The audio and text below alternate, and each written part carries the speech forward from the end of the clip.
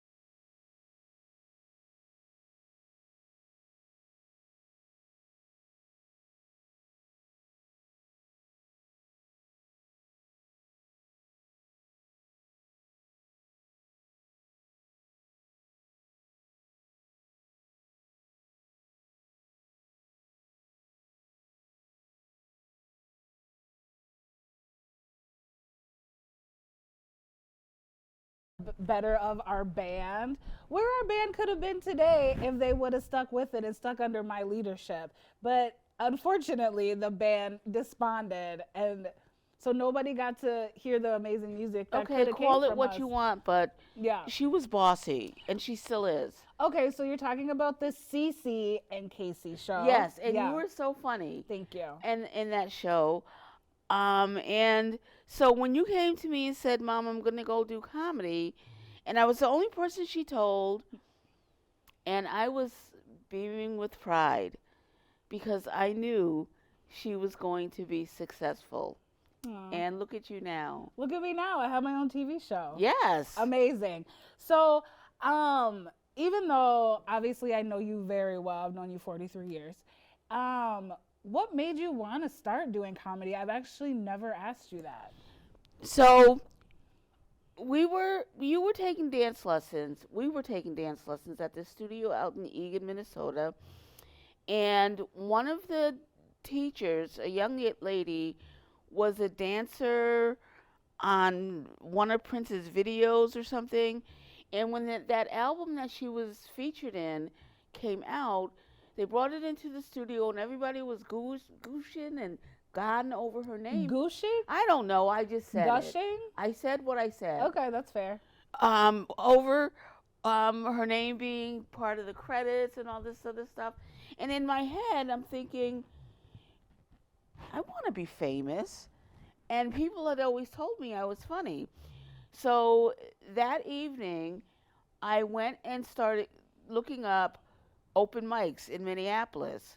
And I found one that was going to be that following Monday at Scott Hansen's Comedy Gallery. And I just went. And you just went. And I just went. And I got on stage and I was like, oh crap, I forgot to write jokes. There's one thing about being a comedian that I think is universal. You have to have jokes. That's what I discovered when I got up on stage and didn't have any. So I think I started telling stupid knock-knock jokes and just, I don't know, stupid anecdotes. So the next week, I went back again and apparently made an impression on John Bush, who was the host of that open mic, because I got there late, too late to sign up. Mm-hmm. But he remembered me and he's like, I'll get you on. And that week, I had jokes. And stupid as they may be, but I killed. Of course you did, because you're so funny. So when you think about comedy, how would you describe your style of comedy? I would describe my comedy as adult, crash, yep, and funny. Absolutely. And it's like every time I see you do comedy or we get to do shows together, I'm like, that's my East Coast mama. Like, you are so East Coast on stage, well, in life, actually. And it's so fun to watch. And I remember, like, watching you do comedy before I did comedy and being like, if I could be half as funny as my mom, I'm gonna have a good career in comedy. And so I'm just gonna say, I think you're twice as funny as your mom. No, I think you're funny. When I see you on stage, I'm like, that is so her person. You have such a brilliant personality. Thank you. The first time you got on stage, it's like she came busting in like John Wayne. I mean, like John Wayne. That's the reference you use for me. Well, say like Queen Latifah or Michelle Obama. I'd even take the Kool-Aid Man than John Wayne. Okay. I say busting in like John Wayne because John Wayne didn't take no shit. And, Mom, I know, but I keep forgetting. But you did not just meet me. I'm just gonna say that. But when John Wayne was gonna make a statement, or go arrest somebody, or kill somebody, or whatever, he didn't knock on the door gently. He just went and knocked that door down and stepped right in and took care of business. When you got on stage, I felt like you knocked that door down, got on stage, and you were you. Yeah, right I feel away. like Coretta Scott King also did that. So, you know, the reference. Okay, John Wayne it is. I don't want to. Yeah. Okay, John Wayne. I kicked the door down. You kicked the door down, and you came busting in with all you had to give. And you lit up that stage like no other, and I was so proud. But not prouder than the funniest person in the Twin Cities competition at the Mall of America. Amazing. Amazing. Yeah, Amazing. it was a really good memory, and it also feels really unique because we get to share this, like, I don't want to say kooky hobby, but we get to share this really unique hobby, and we get to do shows together. And I just want to say here on camera that every single time I get to do a show with you, I am a 20 times better comic, mostly because it's fun to play off of each other. And that's the best part about it, because whether she goes first or I go first, there might be a joke or two that I might tell about her, then she's able to get on stage and play off of those jokes in another way to make it even funnier. Yeah, it's so great. So, the theme, this is the last episode, the season finale, and the theme is you don't know where you're going until you know where you've been. And that's why, obviously, I wanted to have you on because you are my foundation for life, but especially for comedy. And so when you think about that theme, what does that bring up for you? Like, you don't know where you're going until you know where you've been. So when it comes to comedy and knowing where I'm going and knowing where I've been, I mean, I've had some amazing, amazing shows. I've had some amazing experiences. I've had a lot of amazing things. But the one thing that sticks with me is this bag right here. What's in the bag? This bag is full of goodies. Like chocolate? Better. Oh. Better. In this bag, and every comic I know has a bag like this with stuff like this in it. These are every jokes I've ever written. See, let me see. This is old school. Let me see. This is very old school because this reminds me of that part in the movie where like the kid finds the old documents of their parents and then reveals the truth about life. Let's see. Absolutely. I'm going to reveal the truth about life. Oh, vintage cursive. That's cute. That's how old that goes. That's how far that goes back. Let's see. What are the secrets of life? Let's see. Well, I don't think you should really read them. Because I definitely can't say any of this on my show. Hence the adult and crass part. But there's some secrets for sure. Okay. I love it. Yeah, so you brought this because this is like your physical representation of like you don't know where you're that's going. where I've been. Now I can take these and repurpose them. Absolutely. Based on where I've been, where I started out, and where I've gotten to. And some of those jokes might have been like really immature or whatever. But with my life experiences and the amazing journey that I've been on my comedy scene, I can repurpose them and rewrite them to make more sense in today's world. Absolutely. You can always go back to where you've been and repurpose it with the lessons that you've learned for tomorrow. Yes. That was a bar. That was great.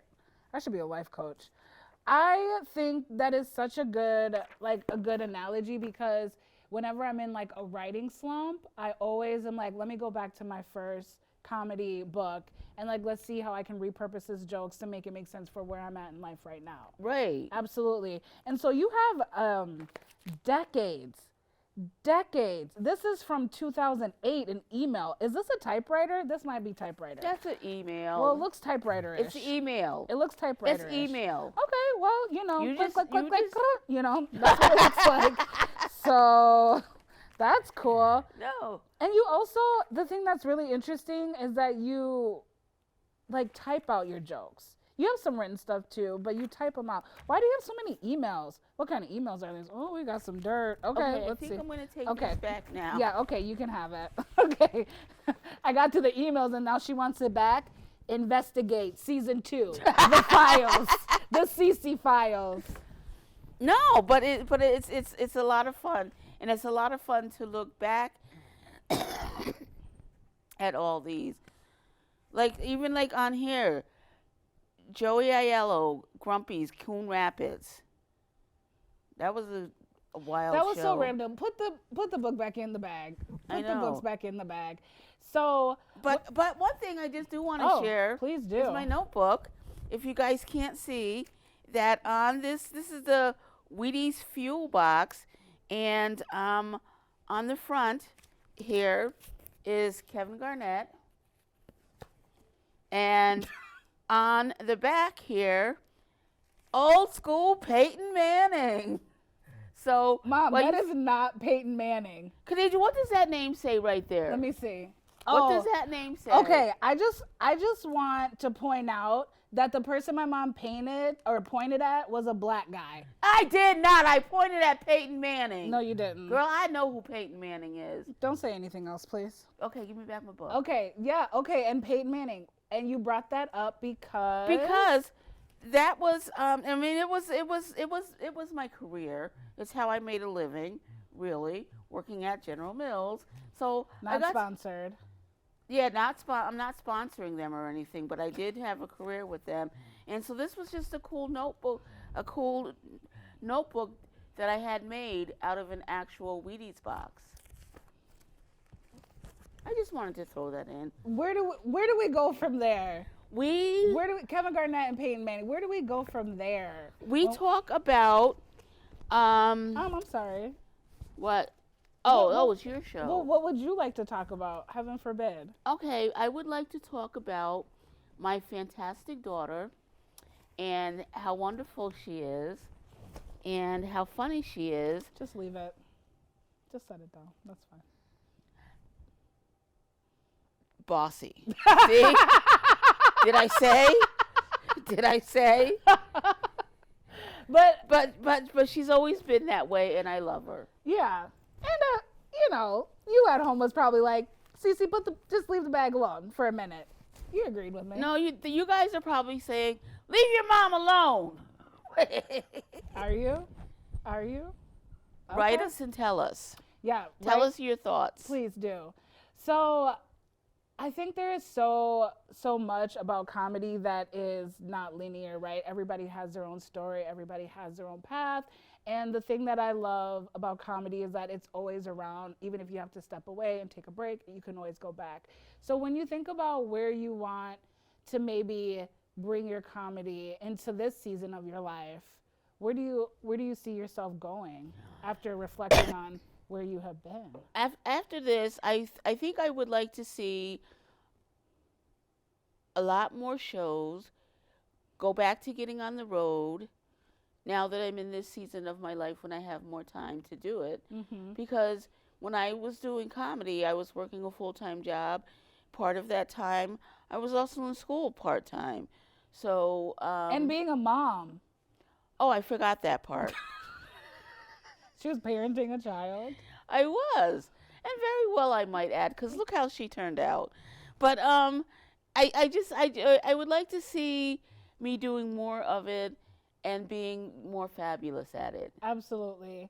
So if there's one thing that you absolutely love about comedy, what is that one thing that you love? Oh, it's always been the same one thing that I've always loved, and that is bringing laughter to people.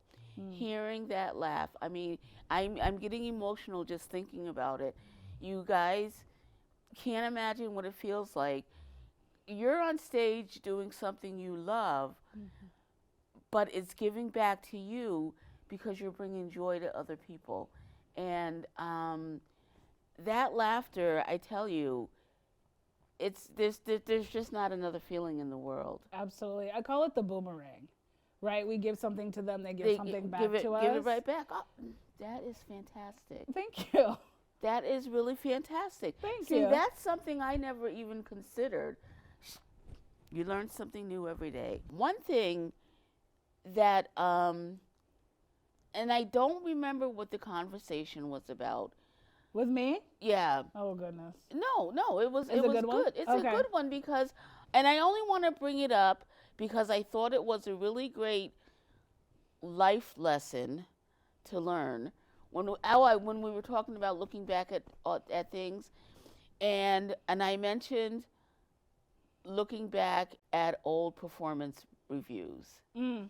And you made a comment about who does that? Who wants to look at old performance reviews? And I mentioned to you how helpful it is when you're completing a resume. If you have to fill out a resume, you could always look back and look what your former supervisor said about you and put it on your resume. Yeah. So there's nothing in your past that is not going to help you with your future, be it good or bad, because it will help you to focus and know your strengths, your weaknesses, and help you continue on that trajectory. Did I say it right? Trajectory.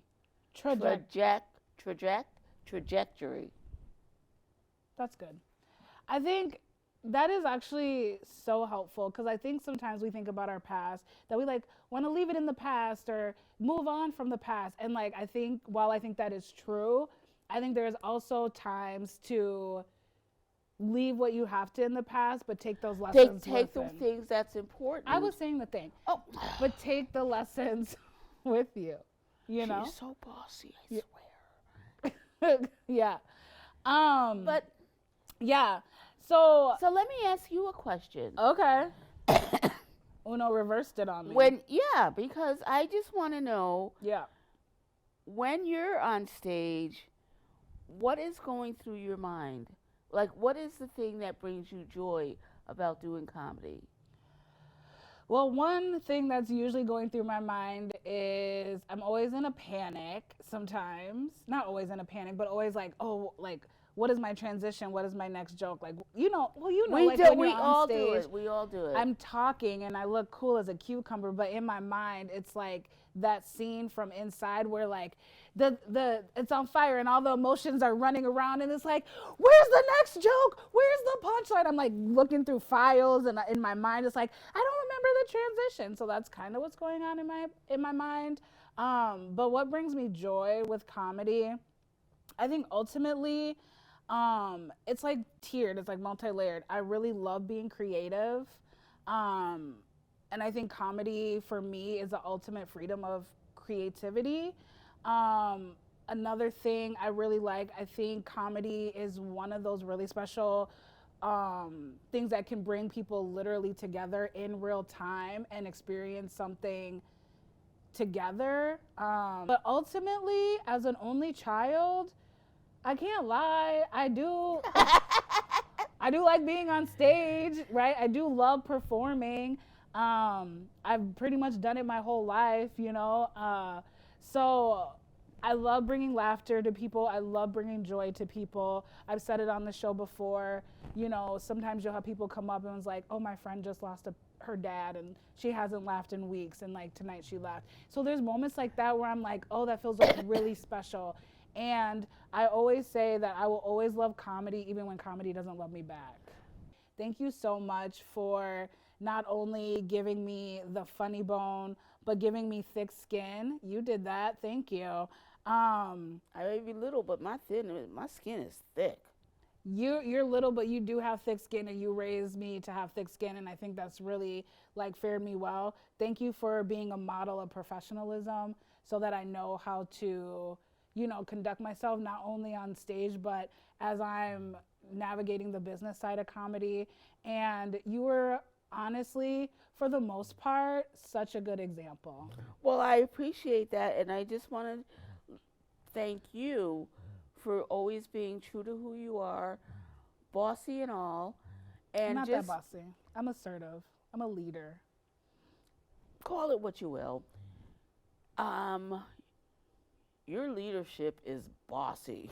No, it's not. Your leadership is the boss. No, it's not. I said That's the mean. boss. That's mean. Are you going to cry? Did you just curse? Did you just curse? She got me stepping out of character. You gonna bully me on my own show. What is happening? That was supposed to be a sweet moment. No, I know, to be but like I'm just so moment. incredibly proud of you, who you became, who you've become. I can't even talk right now, because you're so funny. But you are the epitome of the perfect daughter.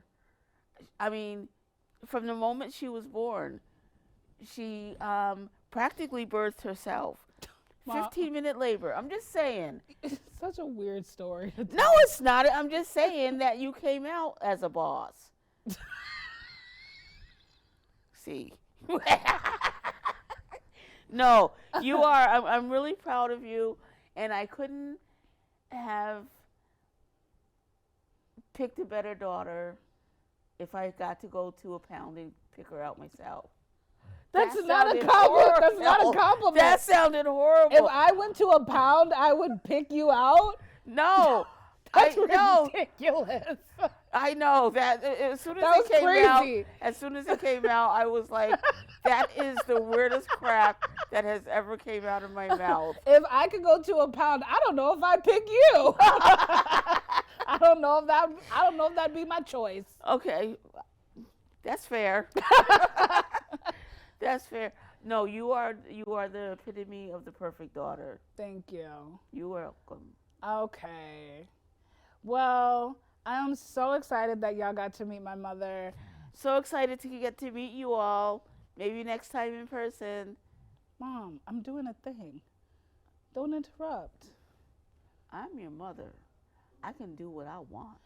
I am so excited that you got to meet my mom because my mom is hilarious. She is my mentor. She is my friend. And right, wrong, or in between, the lady keeps me honest.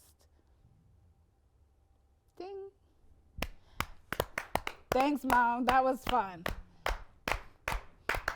Whew, what a way to wrap up season 1. First and foremost, I want to thank my mom for coming and being her authentic self and sharing all of her stories about me and her journey. Talking with my mom really reminded me that sometimes you got to take a look back to know the steps you need to move forward. And I will take that with me for the rest of my life. Thank you so much for coming along this journey with me. I hope you enjoyed my guests, the funny moments, the moments that almost made us cry, and the fun facts. This is the Khadijah Show, and I can't wait to see you for season 2. I love you, and I mean it. Goodbye.